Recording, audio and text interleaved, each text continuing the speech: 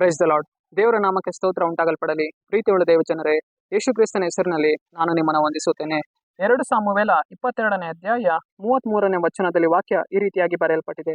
ದೇವರು ನನ್ನ ಬಲವಾದ ಕೋಟೆಯಾಗಿದ್ದಾನೆ, ಆತನು ನನ್ನ ಮಾರ್ಗವನ್ನು ಸರಾಗ ಮಾಡುತ್ತಾನೆ ಎಂದು ವಚನ ಬರೆಯಲ್ಪಟ್ಟಿದೆ. ಅಂದರೆ ಪ್ರೀತಿಯುಳ್ಳ ದೇವಜನರೇ, ದೇವರು ನಮಗೇನಾಗಿದ್ದಾರೆ? ಬಲವಾದ ಕೋಟೆಯಾಗಿದ್ದಾರೆ, ಬಲವಾದ ಬುರ್ಜ್ ಆಗಿದ್ದಾರೆ, ಬಲವಾದ ಗುರಾಣಿಯಾಗಿದ್ದಾರೆ. ಆತನು ನಮ್ಮ ಮಾರ್ಗಗಳನ್ನ ಸರಾಗ ಮಾಡುವವನಾಗಿದ್ದಾನೆ. ಪ್ರೀತಿಯುಳ್ಳ ದೇವಜನರೇ, ನಾವು ಹೋಗುವಂತ ಮಾರ್ಗಗಳಲ್ಲಿ, ಬರುವ ಮಾರ್ಗಗಳಲ್ಲಿ ಇವತ್ತು ಅನೇಕ ತೊಂದರೆಗಳು ಇರುತ್ತೆ.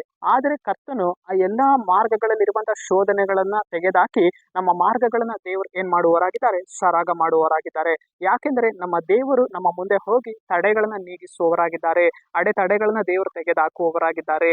ಆತನು ನಮಗೆ ಬಲವಾದ ಕೋಟೆಯಾಗಿದ್ದಾನೆ, ಆತನು ನಮಗೆ ಬಲವಾದ ದುರ್ಗವಾಗಿದ್ದಾನೆ. ಪ್ರೀತಿಯುಳ್ಳ ದೇವಜನರೇ, ಶೋಧನೆಗಳು ನಮ್ಮ ಮಾರ್ಗಗಳಲ್ಲಿ ಬರದಂತೆ ಆತನು ನಮಗೆ ರಕ್ಷಣೆ ಅನುಗ್ರಹಿಸುವವರಾಗಿದ್ದಾರೆ.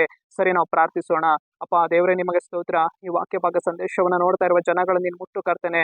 ಅಪ್ಪ, ನೀನು ಅವರ ಜೀವಿತಗಳಲ್ಲಿ ಕ್ರಿಯೆ ಮಾಡಿ ಅಪ್ಪ, ಮಾರ್ಗಗಳಲ್ಲಿರುವ ಎಲ್ಲಾ ಕೆಡುಕನ ಕಾರ್ಯಗಳನ್ನು ತೆಗೆದಾಕಿ ಬಲವಾದ ಕೋಟೆಯಾಗಿರು ಸ್ವಾಮಿ. ನಿಮ್ಮ ನಾಮಕ್ಕೆ ಸ್ತೋತ್ರ ದೇವರೇ. ನಜರೇತಿನ ಯೇಸುವಿನ ನಾಮದಲ್ಲಿ ತಂದೆಯೇ, ಆಮೇನ್.